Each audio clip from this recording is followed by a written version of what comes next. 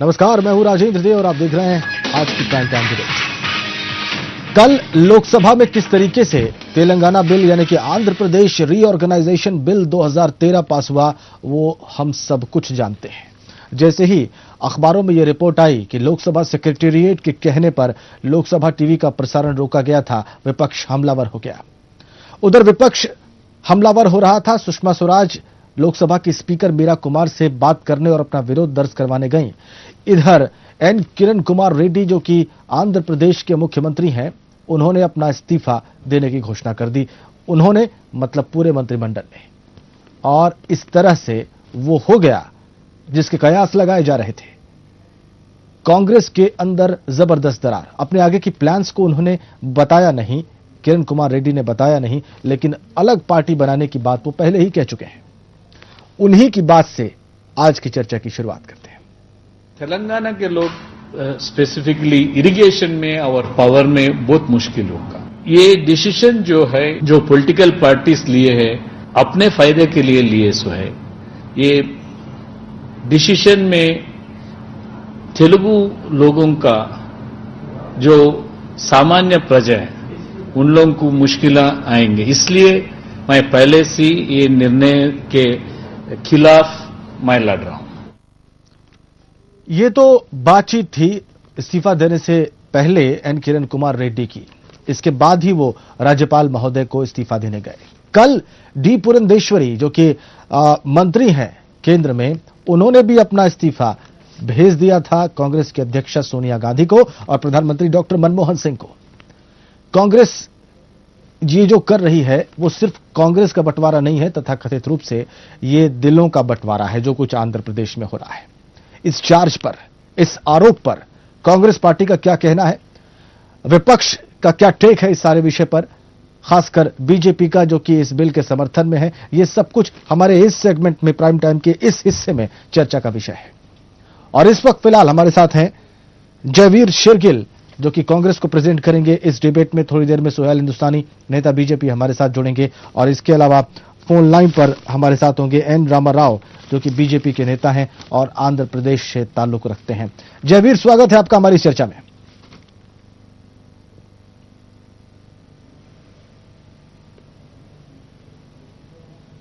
जयवीर, आपको मेरी आवाज मिल रही है?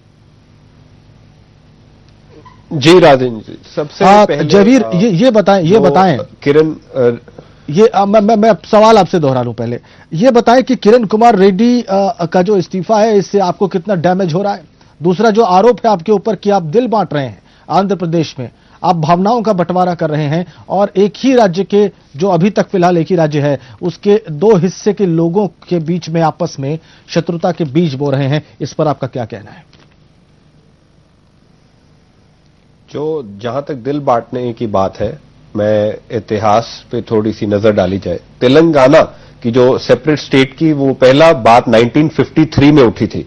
जी। जब यूनाइटेड आंध्र प्रदेश बना था 1956, वो सिर्फ एक ही बेसिस पे बना था कि सब एक ही भाषा बोलते हैं। उसके बाद जेंटलमैन्स एग्रीमेंट की वायलेशन, और 1969-1972 में एक बहुत ज्यादा वायलेंट इंसिडेंट्स हुए थे। उसके बाद आज तक मुझे नहीं लगता कोई ऐसा साल गुजरा हो जहां तेलंगाना की मांग ना उठी हो।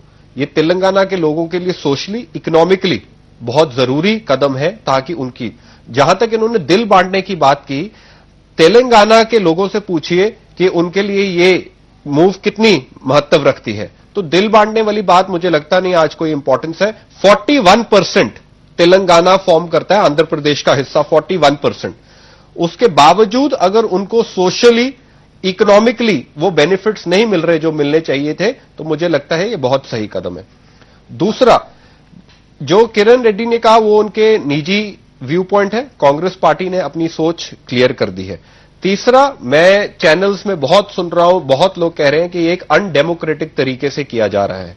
मैं दर्शकों को आपके चैनल के माध्यम के थ्रू बता दूं कि आर्टिकल 3 हिंदुस्तान के संविधान का पार्लियामेंट को पावर देता है कोई भी स्टेट बनाने की। असेंबली के पास सिर्फ उनका व्यू पॉइंट लेने की जरूरत होती है, उनकी मंजूरी नहीं। उसकी सिर्फ एक्सेप्शन है जम्मू एंड कश्मीर। तो ये पूरे संवैधानिक तरीके से हुआ है, कॉन्स्टिट्यूशन के पैरामीटर्स में हुआ है, एक डेमोक्रेटिक तरीके से हुआ है। कांग्रेस पार्टी ने 2004 में, वाईएसआर रेड्डी ने 2009 में असेंबली के सामने, बीएन श्री कृष्णा कमेटी, जो आंध्र प्रदेश की रेकग्नाइज 8 पॉलिटिकल पार्टी मीटिंग हुई थी 5 जनवरी 2010 को और 2011 को, इन सारे प्रोसेस के बाद यह फैसला लिया गया है। तो यह कहना ये दिल बांटने वाली बात, ये डेमोक्रेसी वाली बात, ये बिल्कुल गलत होगा।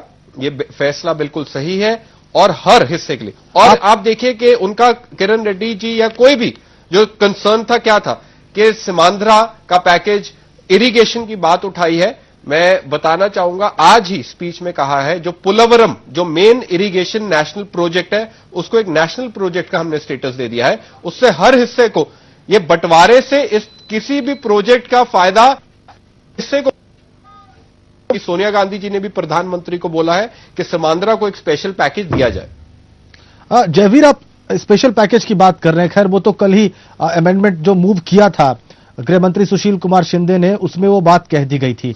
लेकिन उसके बाद मैं आपको बताऊं, आपके ऊपर चार्जेस हैं कि सरकार के इशारे पर लोकसभा के सेक्रेटेरिएट ने कहा कि भैया लोकसभा टीवी का प्रसारण बंद कर दो। और ये एक ऑफिशियल नहीं कहा है जिसने अपना नाम कोट करने से मना किया है, अननेम है वो, उसने ही कहा कि हमें कहा गया कि आप प्रसारण रोक दीजिए। पहली बात। दूसरी बात, जगन मोहन रेड्डी जो कि आंध्र प्रदेश के पूर्व और बहुत ही लोकप्रिय मुख्यमंत्री वाईएसआर रेड्डी के सुपुत्र हैं, और वाईएसआर रेड्डी जो है वो कांग्रेस के निहायत ही लोकप्रिय नेता हैं। इसमें ना आपको कोई संदेह है, ना मुझे कोई संदेह है, ना आंध्र के लोगों को कोई संदेह है, ना देश की जनता को कोई संदेह है। उनके सुपुत्र अब ये कह रहे हैं कि सोनिया गांधी डिक्टेटर हैं, यही शब्द उन्होंने प्रयोग किए हैं। और उन्होंने कहा ब्रॉड डे लाइट मर्डर है लोकतंत्र का। ये मैं नहीं कह रहा हूं। और मैं आगे बढ़ने से पहले आपको दो वक्तव्य और सुनवा दूं, और ये 2 वक्तव्य हैं समाजवादी पार्टी के नेता नरेश अग्रवाल के और साथ में संभवतः राजीव शुक्ला के। स्पेसिफिकली जब मिल गई तो बहुमत उनका हो गया, लेकिन उसके बाद भी समाजवादी पार्टी पूरा विरोध करेगी। अगर वोट पड़ा कल की तरह, जिस तरह प्रजातंत्र की हत्या करी गई लोकसभा में, अगर वो राज्यसभा में कोशिश की गई तो उसका विरोध करेंगे। वोट हुआ तो वोट उसके विरोध में गिरेंगे। और मैं तो कहना इसके बाद कहीं वो देश बांटने की बात का प्रस्ताव न लिया कांग्रेस वाले। भाजपा और कांग्रेस मिलकर देश बांटने का बोले, सबसे आधा तुम ले लो देश, आधा हम ले लें। तो सत्ता की मिली भगत है इन दोनों की। हम चाहते हैं कि राज्यसभा में बिल पारित हो, और उसके लिए हम 4 बजे जो है कि करीब इस बिल को ला रहे हैं वहां राज्यसभा में, जिसमें मैं चाहता हूं कि चर्चा हो और चर्चा के बाद बिल पारित हो। जो संशोधन लाना चाहे संशोधन ला सकते हैं। कल पार्लियामेंट में तेलंगाना का बिल, ये 60 साल से मैं समझता हूं हर एक का एम्बिशन था। हजारों बच्चे मर गए थे और ये तेलंगाना के नाम पे सेंटिमेंट था। लोगों का विश्वास था कि भाई वो 3/4 थे, हम 1/4 थे। जिंदगी भर कभी भी हमारे साथ नाइंसाफी होगा। इंसाफ होना है तो हम सेल्फ रेस्पेक्ट से जीने के वास्ते जो मांग थी, आज कल पार्लियामेंट में पास हुआ। मैं समझता हूं आज भी राज्यसभा में बिल आएगा। इस बिल को सभी लोग, अपोजिशन पार्टी से लेकर दूसरे मुख्तलिफ पार्टियां भी हमको मदद करेंगे। इसके वजह से हम भी आगे बढ़ेंगे और आंध्रा के लोग भी आगे बढ़ेंगे। मैं भगवान से दुआ करूंगा कि आंध्रा के हमारे भाई भी वो 3/4 थे, उनकी भी जिंदगी खुशहाल से होना, हमारी जिंदगी भी खुशहाल से होना। हमारा प्रयास है कि 4 बजे हम राज्यसभा में तेलंगाना बिल लाएं, इस पर चर्चा हुए और ये पारित हुए। अमेंडमेंट तो लोकसभा में भी थे, अमेंडमेंट पर हम चर्चा करेंगे जिन सदस्यों ने मूव किया है, और कोई रास्ता निकालने की कोशिश करेंगे। ये तो बीजेपी के ऊपर है। बीजेपी कहते हैं हम समर्थन कर रहे हैं, तो समर्थन ये तो नहीं हो सकता वहां का। अलग अलग व्यू पॉइंट्स हैं, इसमें से 2 सरकार के थे और 2 अलग अलग पक्ष थे। जयवीर, अब मैं आपके पास आऊं, इससे पहले हमारे साथ इस बीच में बीजेपी के मेहमान जुड़ गए हैं, सुहेल हिंदुस्तानी। सुहेल, स्वागत है आपका हमारी इस चर्चा में। और जयवीर, मैं वापस अब आपके पास आता हूं।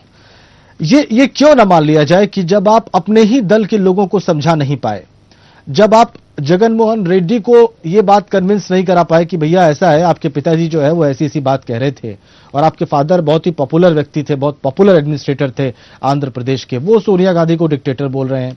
समाजवादी पार्टी आपको बाहर सपोर्ट कर रही है, वो कह रही है आप कहीं देश बांटने का बिल लेके ना चले आए। इस प्रकार के आरोप जब लग रहे हो और देश के प्रमुख राजनीतिक लोग लगा रहे हो जयवीर, तो समस्याएं क्यों ना इस तरफ जा रही हो जिसको ये कहा जाए कि भैया ये लोकतंत्र का सम्मान नहीं है कम से कम।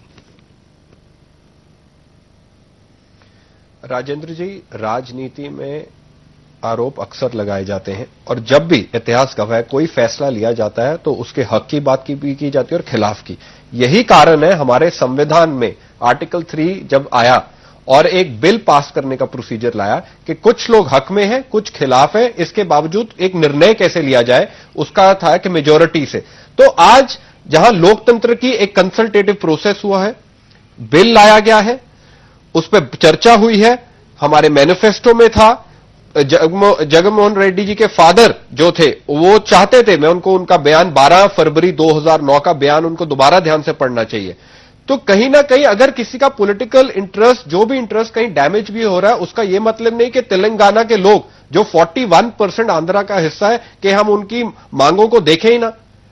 अनडेमोक्रेटिक और अनकॉन्स्टिट्यूशनल होता अगर यह संविधान के अनुसार ना आया होता। क्या आज कोई भी कह सकता है यह बिल इल्लीगल है, संविधान के अनुसार नहीं आया या जल्दी में एक ही रात में ले आया? यह बात 1953 से चल रही है, जहां तेलंगाना के लोग कह रहे हैं कि अगर हम 41% है, आपके रेवेन्यू में हमारा 40% ज्यादा है, फिर भी हमें सोशली हम इतना ऊपर नहीं उठ रहे।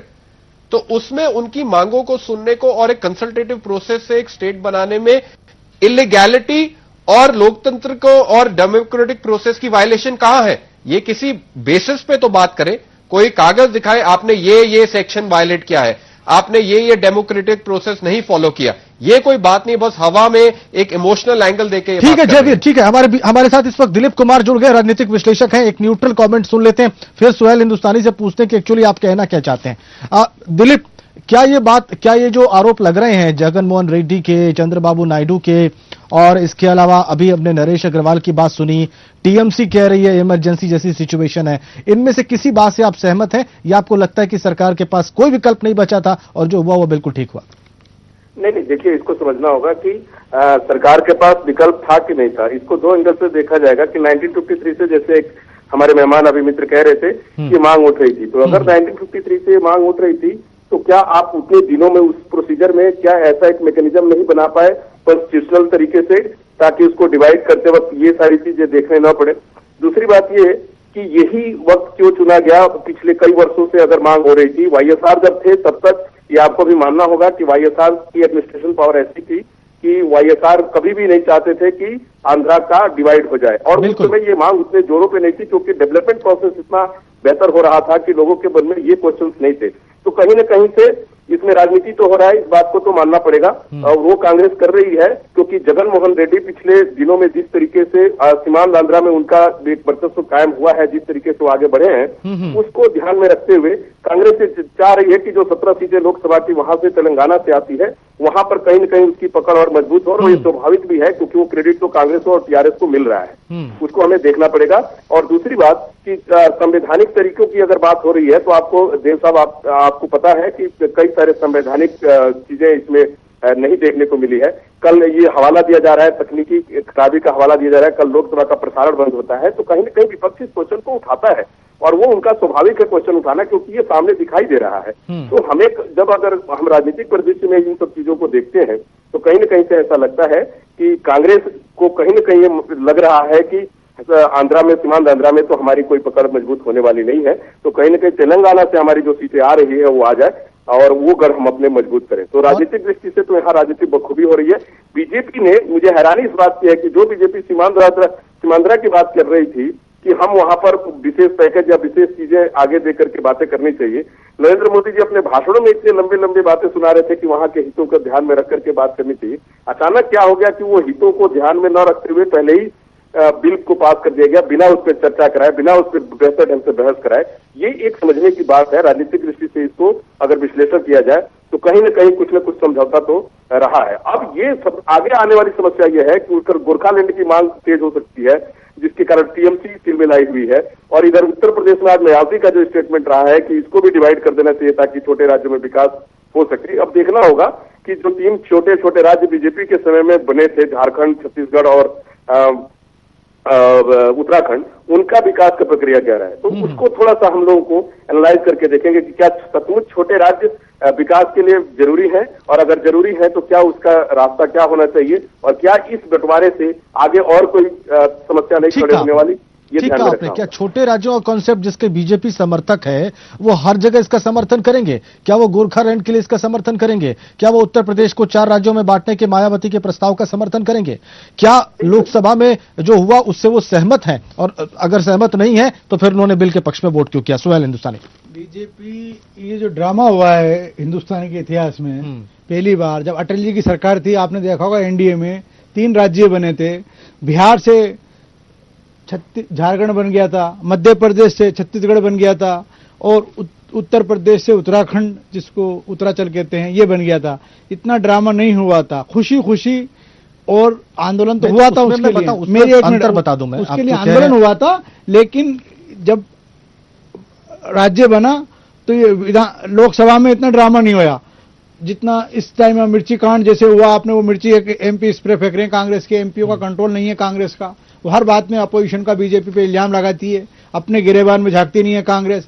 कांग्रेस इस लालच के अंदर कांग्रेस ने उसका ये अटका रखा था ये मामला बहुत दिन से कि रायलसीमा जो एरिया है, जो समुद्री किनारे, वहां से तो कांग्रेस जगन मोहन को निकाल दिया था कांग्रेस ने भ्रष्टाचार के इल्जाम में। जब वो कांग्रेस में था तो ठीक था, अब उस कांग्रेस को ये लगा, मैं भी आंध्रा में गया 2-3 बार जाना हुआ मेरा, तो कांग्रेस में सुपड़ा साफ हो रहा था कांग्रेस का, और कांग्रेस ने देखा वहां तो मिलेगा नहीं, चंद्रशेखर राव से मिलके, एक मिनट, चंद्रशेखर राव से मिलके तेलंगाना में हम कुछ बेनिफिट उठा लेंगे, लेकिन कांग्रेस को ये यहाँ इस पे ये होगा कि ना तो खुदाई मिला ना विसाले सनम, ये कांग्रेस की जो बुरी हालत होने वाली है, इस चीज सोचना चाहिए उसको। वो तो देखिए जो होगा वो तो देखा ही जाएगा, 2 ही महीने में सामने आ जाएगा, 2-3 महीने में। मैं आपसे पूछना चाहता हूं कि आपको क्या ये सच बात कहना नहीं होगा कि आपने अपनी, कहीं आपकी भविष्य की सरकार के सामने आंध्र प्रदेश के विघटन का संकट खड़ा ना हो जाए, इसलिए आपको लगा भैया बांट रहे हैं, ड्रामा हो रहा है, इनके इस सर पर डालो, बांट भी दो और अपने आप को साफ साफ बचा लो? पहली बात। दूसरी बात, यही हुआ एग्जैक्टली, आप मुस्कुरा रहे हैं, मैं